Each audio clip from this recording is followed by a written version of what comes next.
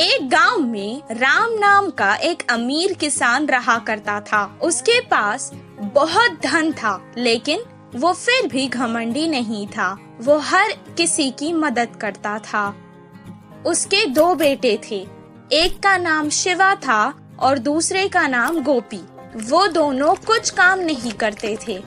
बैठकर खाने से पहाड़ों का खजाना भी खत्म हो जाता है। इसी तरह वो भी धीरे धीरे गरीब होता जा रहा था।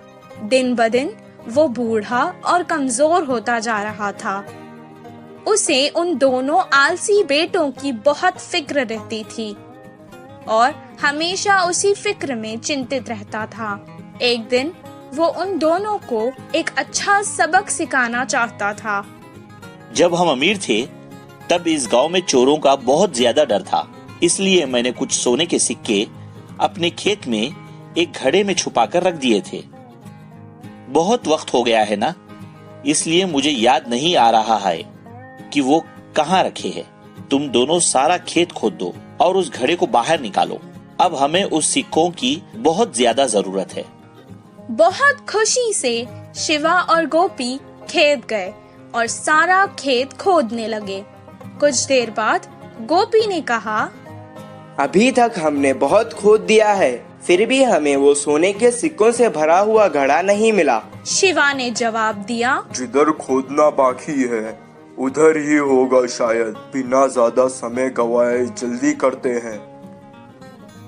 बहुत मुश्किल से उन्होंने सारा खेत खोद डाला, लेकिन उन्हें वो घड़ा नहीं मिला। वो वापस घर आकर अपने पिता को सब कुछ सुनाने लगे। मुझे लगता है कि घड़ा शायद चोरी हो गया है। अब जाने दो, तुम ही बताओ। एक काम करते हैं, तुम दोनों ने इतनी मेहनत से सारा खेत खोदा है ना, तो क्यों ना उसमें कुछ बीज डालकर फसल उगाई जाए। दिया था, इसीलिए उन्हें अब ज्यादा मेहनत नहीं करनी पड़ेगी सोचकर वो मान गए और बाजार जाकर बीज ले आए और उसे खेत में डाल दिया। कुछ दिन बाद बहुत अच्छी बारिश हुई, फसल भी बहुत अच्छी होने लगी। तब राम खेत आया और फसल देखकर उसे बहुत संतुष्टि मिली। उस साल खेती बहुत अच्छी हुई।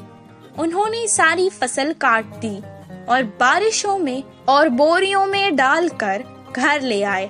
तब राम ने कहा, अपने लिए कुछ अनाज की बोरियां रख लो और बाकी के बाजार में बेच आओ। जैसा उनके पिता ने कहा, शिवा और गोपी ने बिल्कुल वैसा ही किया। सारी फसल बेचकर उसके पैसे अपने पिता को लाकर दे दिए। अपने बच्चों की पहली कमाई को देखकर वो बहुत खुश हुआ और कहने लगा, बच्चों, यही है वो सोने के सिक्कों से भरा घड़ा जो तुम दोनों मिलकर हर साल इस खेत से कमा सकते हो। तुम दोनों सुखी जीवन बिता सकते हो और हर किसी की मदद कर सकते हो। पिता की ये बात सुनकर बेटों को भी बहुत खुशी हुई। वो दोनों आलस छोड़कर अब हर साल इसी तरह फसल उगाकर धनवान होने लगे। जैसे वो पहले अमीर थे, अब वैसे ही अमीर हो गए थे और अपने पिता को गौरवशाली बना डाला था। इस कहानी से हमें ये शिक्षा मिलती है कि मेहनत करेंगे तो ही फल